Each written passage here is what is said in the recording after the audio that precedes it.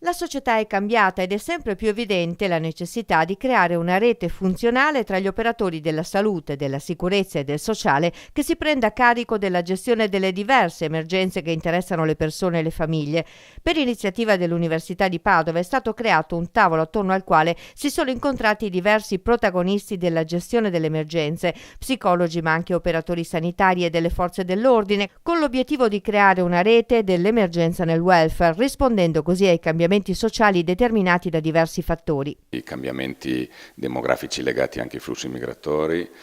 sono legati alla disponibilità tecnologica,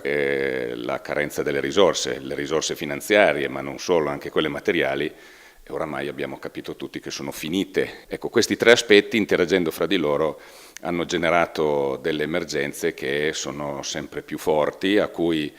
una composizione, una visione tradizionale dei servizi non riesce più a fare fronte. Così quando la polizia o i vigili del fuoco o il SUAM intervengono in una situazione di emergenza, spesso si trovano di fronte ad un problema ben più vasto del solo aspetto sanitario. Sono il disagio abitativo, la ricerca del lavoro, sono a volte la difficoltà nel rapporto fra generazioni, genitori e figli, sono a volte rapporti di carattere conflittuale fra diverse stratificazioni della popolazione.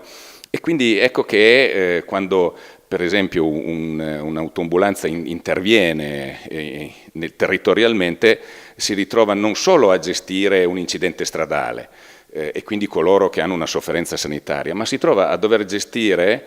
anche i familiari di chi ha subito l'incidente, si trova anche a dover gestire tutte quelle persone che ruotano intorno a questo incidente e quindi ecco che le emergenze sono appunto cambiate.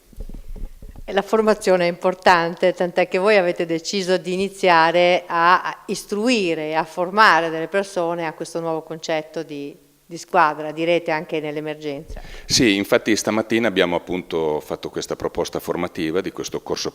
di perfezionamento post lauream che l'Ateneo di Padova appunto ha avanzato, in cui andiamo a formare degli operatori proprio per le emergenze.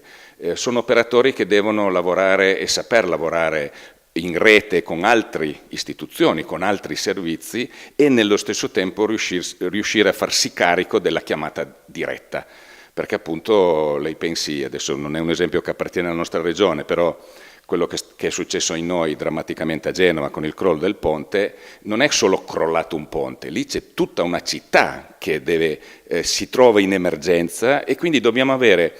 dei profili professionali di altissima specializzazione in grado di avere questa visione globale e in grado appunto di mettere non solo in rete i servizi ma potersi occupare di tutta la comunità perché il crollo di un ponte minaccia la coesione di tutta la comunità.